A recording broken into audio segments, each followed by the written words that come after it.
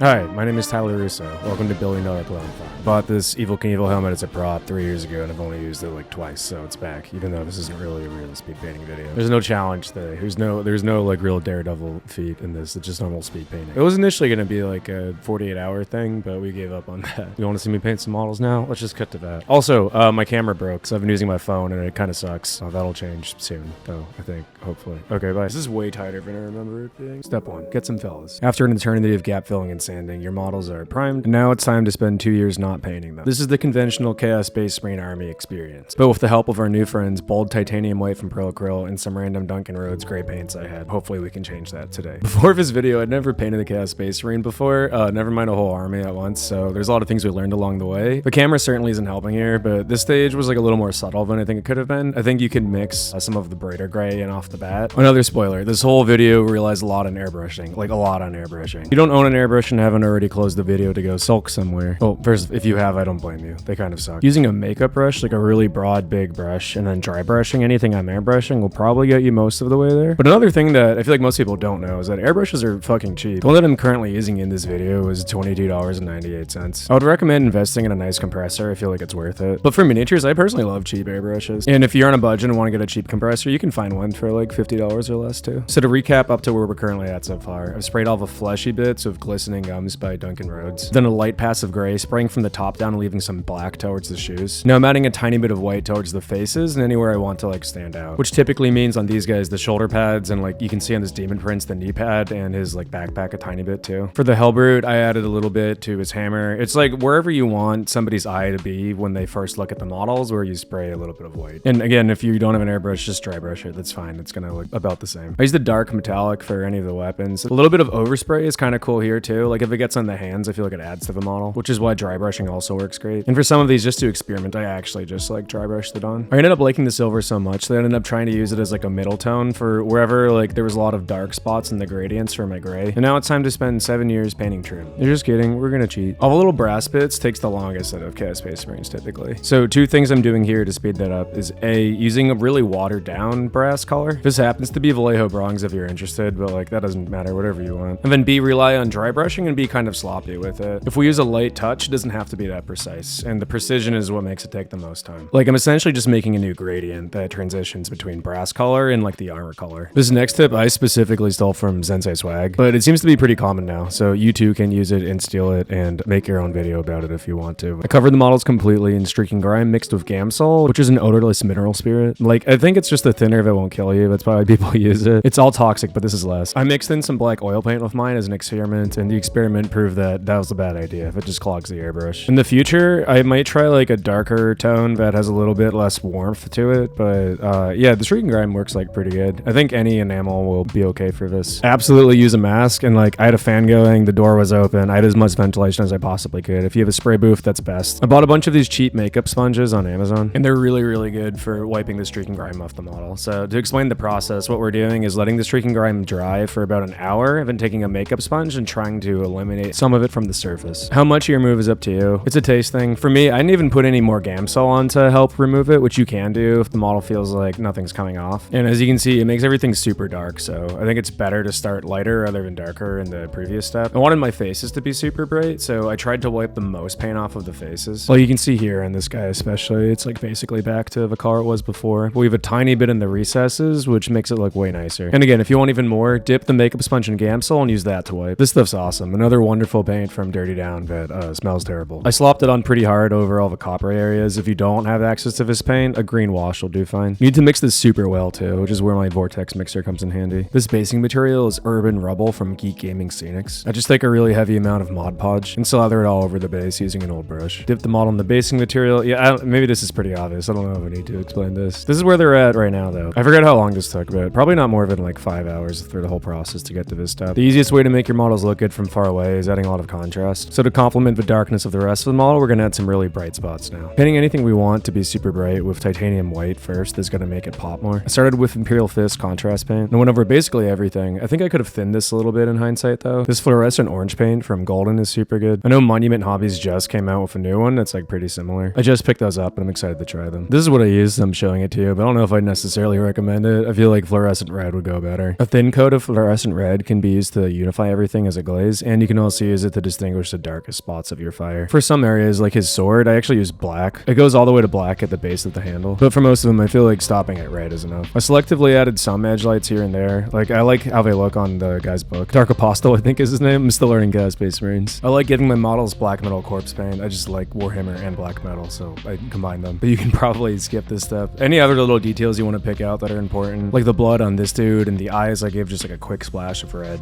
If you feel like you go insane if you spend too much time at home like me, I'd recommend painting in public. These were painted at a coffee shop / bar / game store, kind of close to me. I recommend an overpriced hipster beer with a fun label that complements your army's paint scheme. Decals are great. You want to hear me talk about decals for the 1000th time in a video? Me neither really, but just in case anyone's new, we're gonna do it anyways. Decal fix. Apply this to any areas you're worried aren't smooth enough for your decals to be applied to, or just needlessly out of anxious habit over the shoulder pads anyways, just in case. Cut out your decal with an X-Acto knife, leave it in water for 30 to 45 seconds. I sometimes will just like put some water on my decal but not dip it inside. This part's really important. If you want, you can use micro set instead of the decal fix in the previous step, and then either way you want to put micro sol over on top after. So what this stuff does is make it look like the decal is painted on instead of being like applied like a sticker. It just makes it feel a little more natural and blended with the paint. And then finally in a step I forgot to film, apply a coat of matte varnish, which is currently not what I'm doing in this shot. What I am doing in this shot is mixing oil paints with Gamsol. I like oil paints because the transitions they make are a lot cleaner than acrylic paints, which typically leave like a bit of a hard outline. I don't have an example of this because I avoid at all costs because it makes me feel bad. I have these ancient weathering powders I bought like literally 8 years ago. I think Secret Weapon stopped being a company, if they still exist. And if they want to sponsor me, I'm around. Use a mix of different weathering powders. I feel like having variety is what makes this technique really work. And apply a lot, since we're gonna lose a bit of this once we do the next couple steps. When everything you own is sufficiently dirty, spray Gamsol out of a little spray bottle and under a tip from Sensei Swag, thank you. But make sure you let it dry for a really long time, because it's hard to tell what it looks like until you've let it dry for probably at least like 6 or 8 hours. It'll look darker than it actually is, just because the Gamsol wet makes the dirt a darker color. I got a lot on their boots, and I deliberately applied a bunch to this guy's cape too, to make it look like it had been dragged around in the dust. I painted my base rims black first, but this is probably a mistake because the weathering powder is still a little bit loose here and can get on the base rim while it's drying. So before you paint your bases black, I would recommend putting a coat of matte varnish on top. I really like the AK Ultra Matte. For the Marines themselves, I use the satin varnish, and then for any of the fluorescent parts, I use the separate third varnish because I'm a freak. Fluorescent paints tend to fade over time, and this UV varnish will protect them. I took a tiny piece of foam and dipped it in black paint to add some chipping. You can also use a bright silver to quickly add a little bit of shine to the metallic parts of the model. This is the satin varnish I use if anyone's curious. I actually mixed this with a little bit of the matte because I feel like by itself it's too powerful. His army got out of hand so fast. It's like well over 2,000 points now. To make units stand out from each other and keep it interesting, I've been mixing up the paint a little bit, but it's based on these like core principles. Any vehicles in your army that you want to have match your bases, apply the weathering powder all over the tracks, then I put a little bit on the sides of the model too. This is absolutely the most fun step in painting vehicles for me. If anybody has an army that they want weathered for a commission, I would love to take your brand new out of the factory paint job and make them look completely fucked up. That's basically it though. Like for these guys, I wanted them to look a little Slaneshi, so they've got pink contrast instead of orange. And again, when you varnish these, the weathering powder will come off quite a bit, and a lot of people get sad when they see that for the first time. So like you just kind of get a feel for how much varnish gets applied and how much weathering powder comes off. It's a balance you'll like, I'm sure, eventually strike if you do this enough. That's it. Thanks for coming by. If you're new to the channel, a subscription would be appreciated if you want. It feels so weird that we have to like ask people to do that. Same with likes and comments, but yeah, do whatever you want. It's here Tuesday. Have a good day.